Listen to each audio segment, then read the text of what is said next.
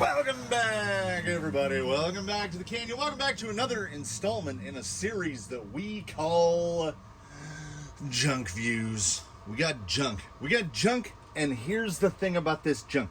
It's when is it not tires? Do we test? Oh yeah, we do shocks as well.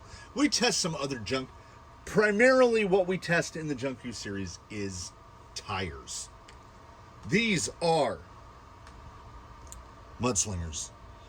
And they're definitely knockoff Mud Slingers because for those familiar, RC4WD Drive sells a couple versions. They're like we're a little swampery, right? It's one of the swampers. I'm sure there's a bunch of companies that make something that is this. We don't really have anything this size. We traded out or gave away the original RC4WD Drive Swampers that we had because those were the Swamper XLs, or I'm sorry, Mud Slinger XLs. I'm going to say Swamper a lot when I mean Slinger. So for the duration of this, understand that when I say Swamper, I mean Slinger, and when I say Slinger, I mean Slinger. The RC4WD Drive Mud Slinger XL is like barely class 1. I think it's like 4.1 inches tall. The regular Mud Slinger is like 3.6 inches. This guy is a typical class 2 size of Mud Slinger. Like, the only one that's bigger than this is the RC4WD Drive 2.2 Mud Slinger, which is like 5.3 inches tall. So the same height as a 2.2 Canyon Trail. This is just your typical, I think it's right in between. I actually haven't measured it. It's right around 4.65 thereabouts. We'll put it on the little scale to give it a measure. And it will be indeed using its included foam. It's gone with the big hole foam, but the foam doesn't feel too bad. It's basically a medium. And the fitment of that foam in the tire, I'm seeing if we can get the indoor portion done before the battery for the transmitter is done charging. We're at 5.3. We're at 8.34 volts. So yeah, I mean, we've got good foam fitment, and it's actually kind of nice.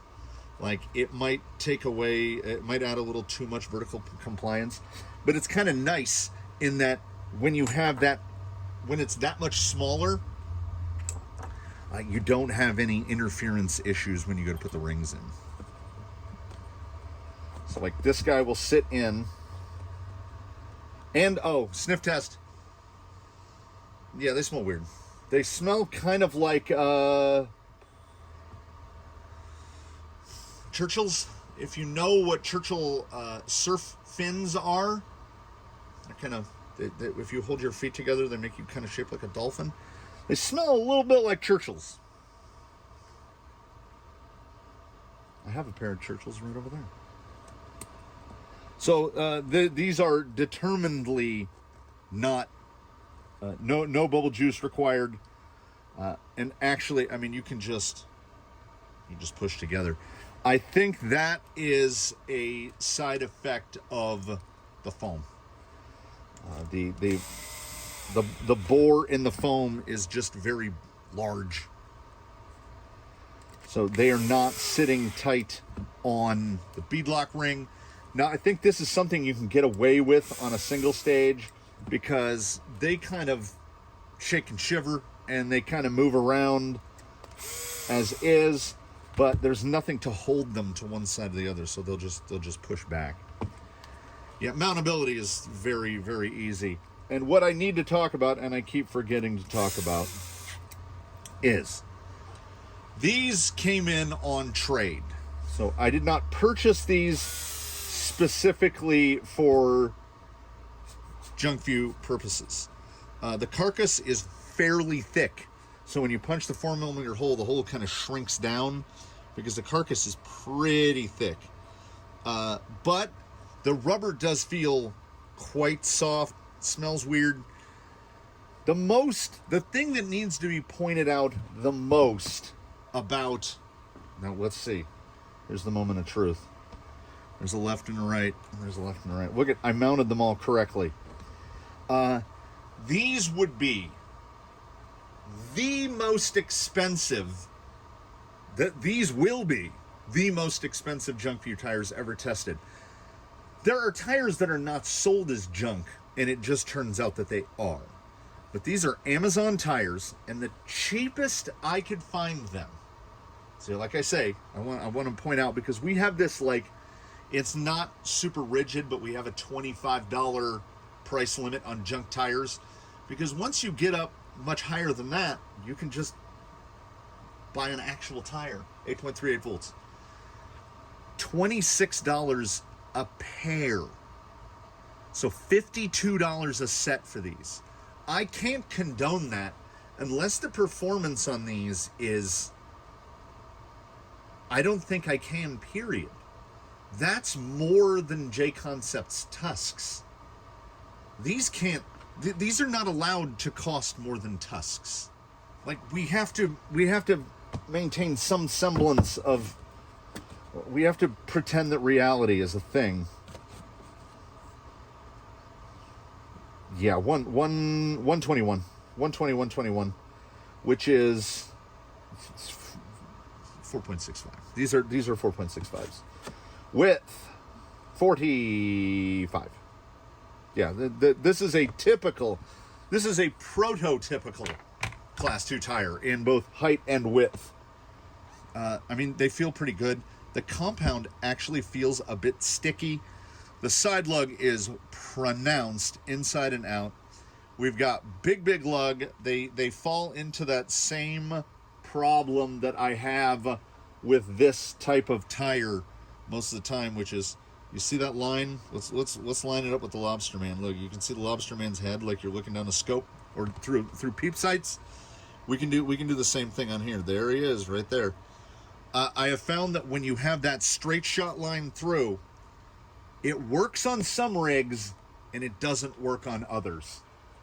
A tread block needs to have that, like, we can't see through the tread at any point. To me, that's a thing. That is something that I have established as being a thing.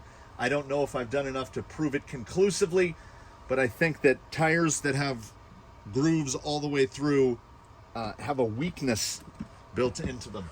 8.40. It's going to chime. My brain says that's forward. That should be forward. That's what we're going to go with. And despite how big these look, because the big luggies are so big, I don't think that we're actually going to have much in the way of rubbing on these. Maybe a little. We do have a fairly tall lug, but with that fairly tall lug, and this being a 4.65, and I do indeed prefer the 4.65 over a 4.75. I think I just find more consistent performance with a tire that's a little shorter. The Tusk is the rare standout that I'm like, yes, 4.75. But I think we're going to be pretty okay.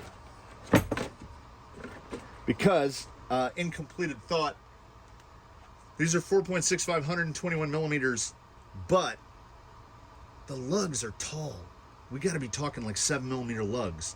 So the actual rubber of the tire is a good bit shorter. I would say, so we start with what, 121, take off probably 14 millimeters for tread, 107.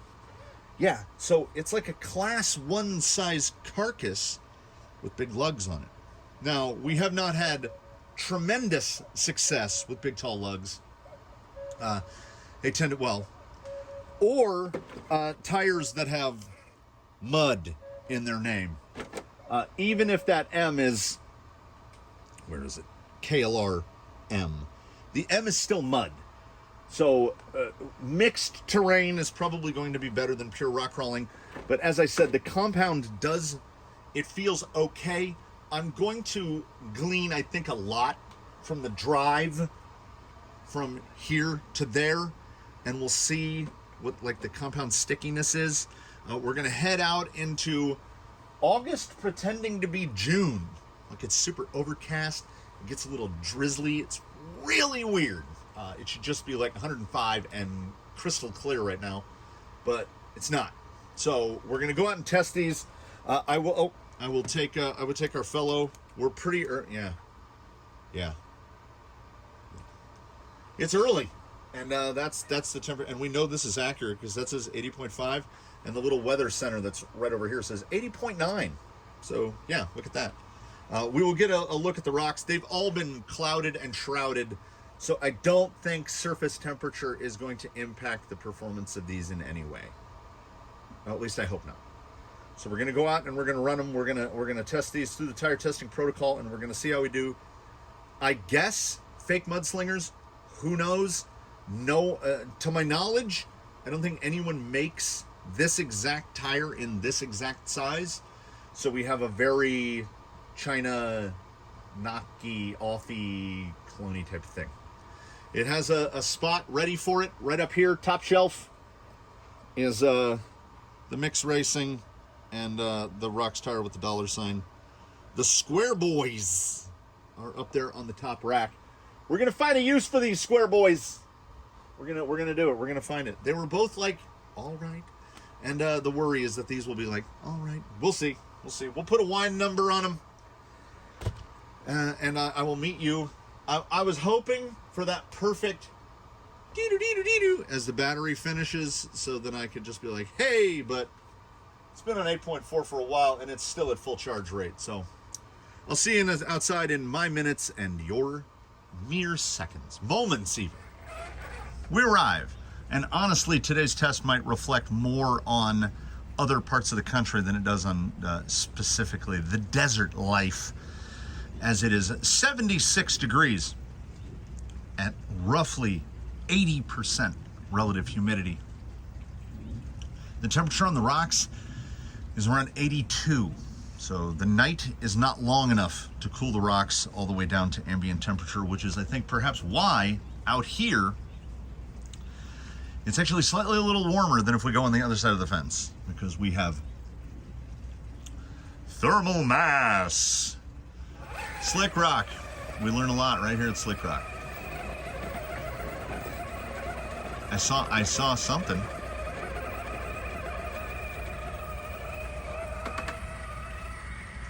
Now you could hear by the motor whine there, that was pretty much steady state. See, what I'm hoping is that we have a tire of this height that acts like a shorter tire. So we get the ground clearance of the taller tire, but we get the side hill and other behaviors. Did that stick go through the hole in the bumper? No, okay. The behavior of a shorter tire. The shorter tires do everything better except ground clearance.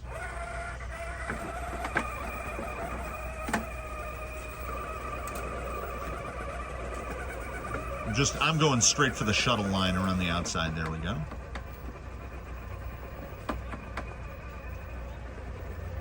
They're doing pretty okay. Yeah, low speed is nice. That felt predictable. Decent amount of forward drive. And again, already I'm doing it wrong. I don't know about you, but I'm doing it wrong already. The performance of Slick Rock, the Slick Rock Part 1, was sufficient that it's hard for me to view this as junk.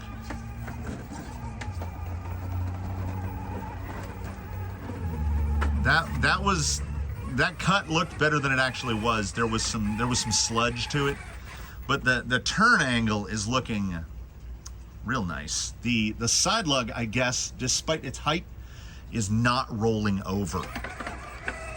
We are going to get some lug noise at full lock.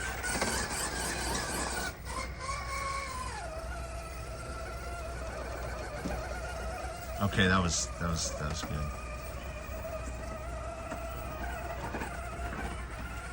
All right, we have something potential happening. We may be witnessing a happening. I wanted to tempt Daphne's to see if we're getting any sort of homogeneity of the rocks, and we are. They're about 82 degrees. So whether it was something that was in the sun during the day or kind of shaded during the day, the rocks have all kind of returned to the same temperature. It has almost enough to pull this. We're in between two.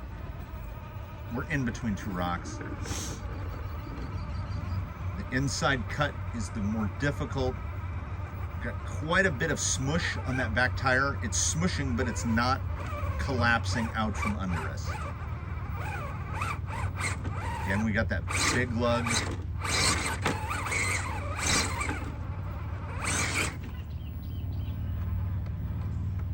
The control at speed is far better than anticipated. That's very wide, but it has enough traction to cut back and through. Yeah. It's junk tire that is not at a junk price point. $52 a set is ludicrous. They do have, I mean, like, look at the side lug there. We do love a side lug, and they are indeed not collapsing over. Let's see, how do we do here on a straight, slick rock? Needed a little bit more speed there, but that's not bad there. Kind of got to use a little bit of side-to-side shuttling. Like, it's not just cleaning this. As I said inside, I have not changed my opinion at all.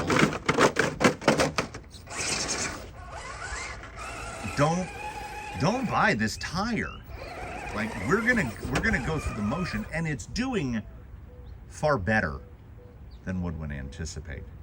But the cheapest I could find them was $52 a set. Now, I did see them packaged with wheels for like 80 bucks.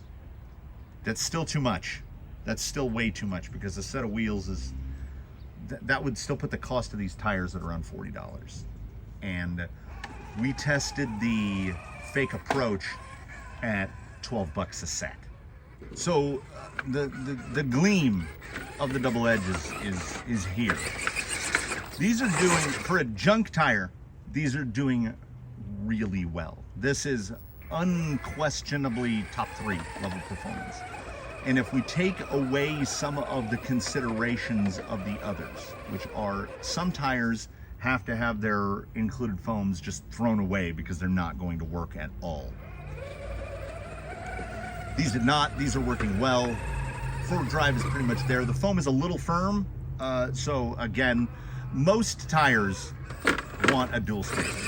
A single stage foam is going to work for forward drive primarily. Like, you will get the most drive out of a soft single stage, but that is going to do poorly at everything else. Like, when you go to climbing extreme grades, the rear is going to overcompress. When you get on the side hills, the thing is going to smudge. I came in way too high.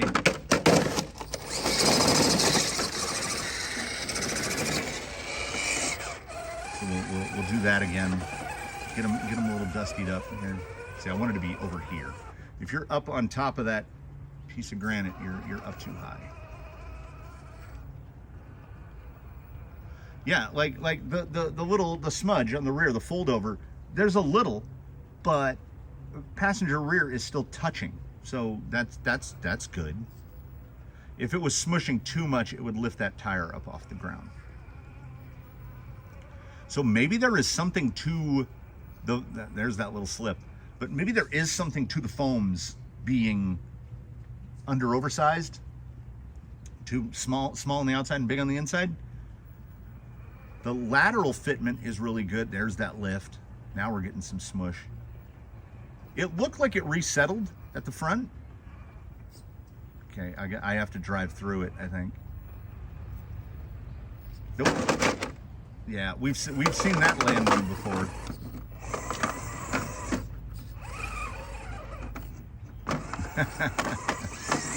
You get to a point where that real softness, like pressure directly on the sidewall, so lateral pressure, it's a single stage open cell foam. That's what it does.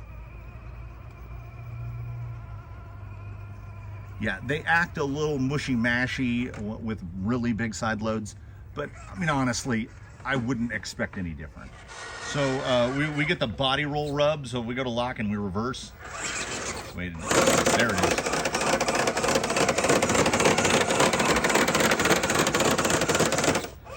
it's little stuff. Like under most operation, it's not the tire deforming to cause it. Clearance is still fine. Yeah, that might be as close as a junk tire.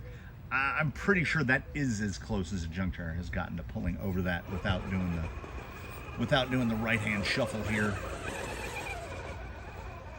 Get that angle, get over the top. The tire will go where I point it and is fairly predictable. I'm realizing now with how brown those tires are, I should have taken the thumbnail before I started driving. Go about a medium attack speed here. Little juggle there, which is lug height. I'm watching that, watch that rear.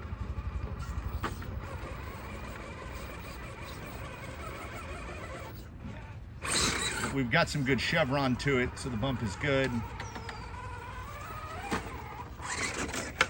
Yeah, they're I would say currently second place, number 2. Like the number 2 junk tire that's been tested so far. But most junk tires have an asterisk next to them because they come with an unusable font. Where these come with a massive asterisk next to them because no one should be paying $50 for brandless Amazon tires. That's crazy. You can get a set of S1 Canyon trails for $48. These can't cost more than those. Tusks right now I think are going at $24.99 for the 1.9s. So $2 less for Tusks. So I have to break the rules. We've established the rules. Luckily, none of them are written down and they're fairly loose in their configuration. We set that $25 limit. And this would not then have been a tire that gotten Junkviewed. So we have to call this a quick view. This is a quick junk or a junk quick. Again, this is our second one because sometimes we get it, more often than not, it's a tire at quick view prices that turns out to be a junk tire. And this is, I think, the steer, there's so much steering in these tires because when you get that steer angle, look how that tire lays down the way an element axle is with all that caster dialed in with the caster flip. We're driving on that edge of the tire. We have so much usable tread. Like this is a grabby, it will pull all the way. We could turn back around. We could just U-turn there. I don't notice the lug height at all. These are better on the same terrains than the Clerms, than the fake KLRs. But they cost over twice as much. I couldn't. I have to say don't. Like these have cleared everything we've put at it. The one little weakness in the armor plate has been exactly what we would anticipate the weakness in the armor plate to be. Side hill operation, and it wasn't the tire. The tire didn't look like it was folding excessively. It was the oversized, undersized foam, which is doing really good at everything else. So I just well and truly do not understand the pricing. It's like I'm starting to see shocks on Amazon for $35 a pair. What are you, and you, I don't know who the you is, so let's reframe it to, what are they thinking? Big bores are $26 a pair. That's your, and Dravtex are what, 35, 38? So that's your mark. You have to be cheaper than 2660s. If you're closer to the price of Dravtex, why? And the same with these. These are $26 a pair. And yes, they are better than a number of RC four-wheel drive tires that I have tested. But they're the same price as J Concepts, Duratrax, even Proline, Pitbull. They're the same price as like compound Pitbulls. Now, they do better than Pitbulls here. Like, a lot better. And this is a mud tire that's doing really quite well. Now that was a little high on the bump hop.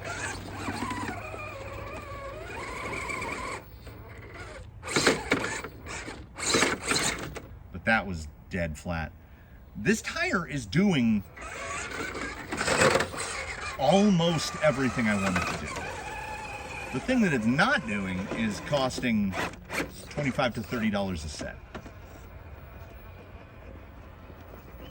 See if we can pull this inside. Yeah, the positionability of these is pretty bonkers. Like, this is not Junkview tire level performance. We've passed. We're past. The Clerm in third, I would say now, based on cost and other issues like the inability to get a foam that suits it correctly. Clerm in third, Fake Approach in second. These have vaulted up to first place, but with an asterisk so big, I think it almost erases everything that it's done. Almost. Were these even $30 a set? I would say, get them. There's a big tree chunk. That's not annoying, is it? Did we drop it in reverse? There it goes. It's like a huge stick. But at 50, oh, the turning, like his turning circle is tighter. Look at this. That's 3 feet. Because there's so much lug. Like, you have to view it as, okay, and I mentioned this earlier, the carcass is short because the lug is so tall. And then with the amount that the lug wraps, the tire acts wider. It gives you the benefits of the wider tire without the drawbacks of a wider tire. This tire's doing a lot. It's doing a lot of things. But I cannot get over the $52 a set. Yeah, loose dirt, these are machines. And why wouldn't they be? Look at the size of the lug.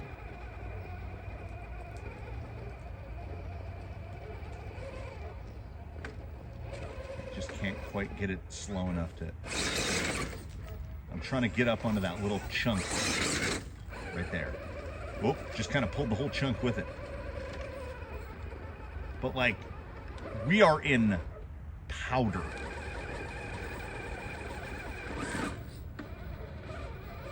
Oh my, I thought it had it.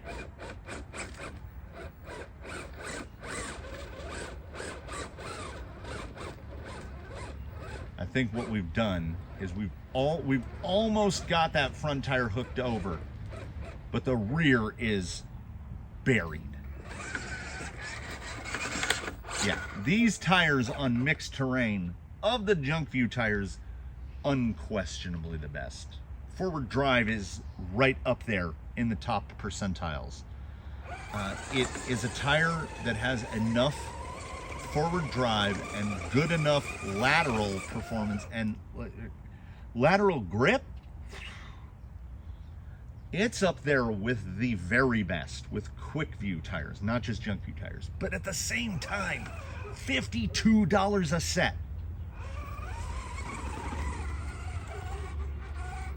And this is a problem, ladies and gentlemen. This is a did you see that? I just drove up. That's a 8-inch drop to soft dirt, and it was just like, whatever. Like, they grip and they float. Yeah, it's more of a problem every second because this is a tire that does the things. It has done everything asked of it. And I have to assume this tire would actually be better at trail stuff than it is at this stuff. And it's really good at this stuff. Am I wrong? Isn't the sound of the rubber squeaking? Am I wrong for being hung up on the fact that they're $52 a set? That the idea of paying for that for an Amazon tire is, to me, crazy. Amazon tire should be $20 to $25. But I'm trying to rationalize it out here. Follow along with me. At the same time, when we're paying $20 to $25 for a set, more often than not, we are rewarded with $20 to $25 worth of performance. So is this an instance of you get what you pay for, you pay what you get for? It might be, because this performs to the level of its price point. It's very close. It's not there, but it's acceptably close to the performance of an actual KLRM with a halo in it. And the price of, and one pair of KLRMs with halos costs more than all four of these. And now we're getting into that, we're starting to cut fine now, really fine.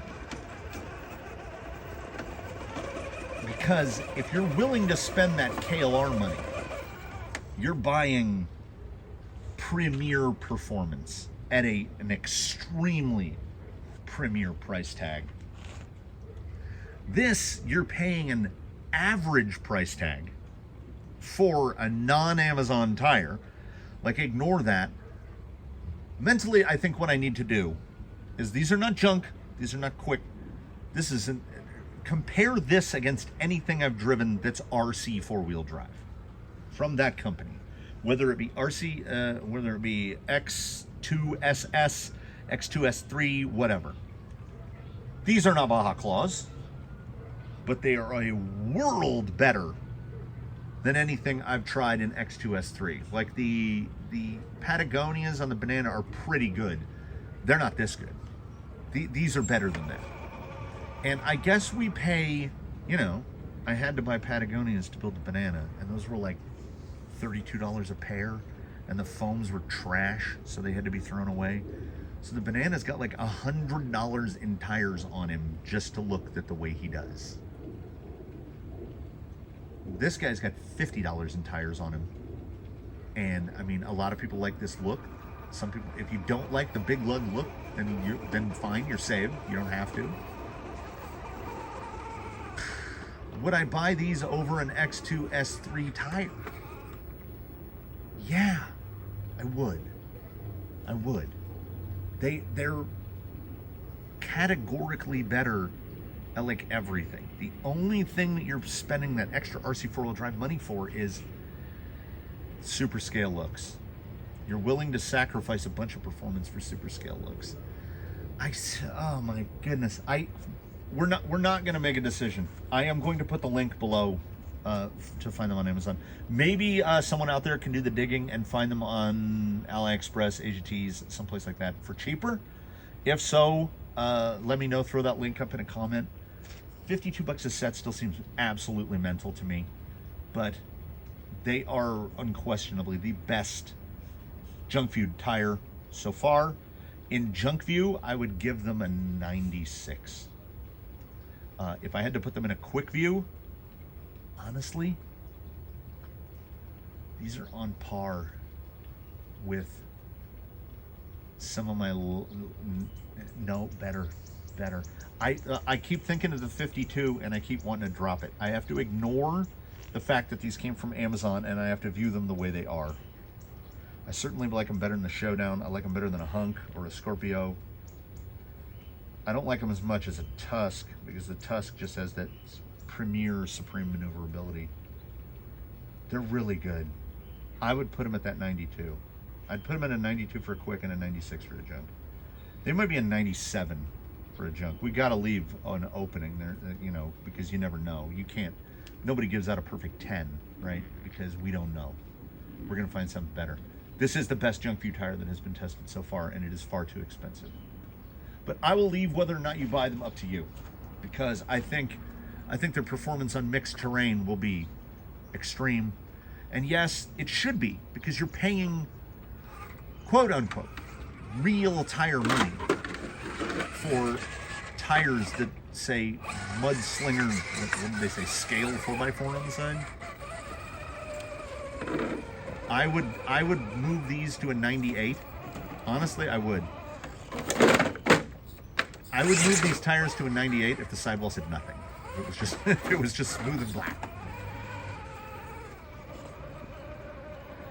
Yeah, these are far, far better than anticipated. I'm glad I hit that first run at the staircase on the very first try, so I looked like I knew what I was doing. Low speed is good. Everything about these sings to me except the price. And I think that that's a me thing. I think that's something I have to get over. So I will leave that up to you to purchase or not. I'm not saying run out and buy these. I'm also not saying don't buy these, because the performance is truly good. Like the best yet of the Junkviews, but also the most expensive of the Junkviews. This costs more than like Junkview anythings.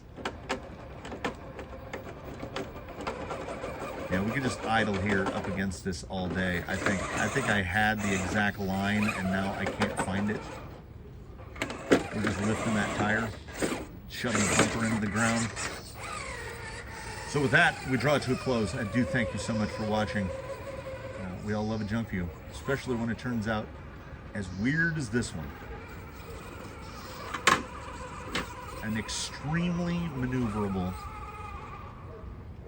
really well-handling tire that just, to me, just costs too much. I still can't get my head around it. But does it? Does it cost too much? I don't know. I don't know. So comment below. Let me know what you think in the comments. And while you're there, drop a like if you liked it. Subscribe if you haven't. Do consider channel memberships. Be sure to check out the Indiegogo for the hardline chassis that's going right now. Because if we meet the goal, we will do that. And if we don't, then we won't. You know, the world will keep spinning. So thank you all for watching. I look forward to seeing you again very soon. In between now and when we meet again, please, one and all, do your very best. Have a good one, everybody. We'll catch you in the next one from the canyon. Let's see if we can do this. Yeah, like it does everything you ask it to do. Look at that raise. It does everything you ask it to do, except be cheap.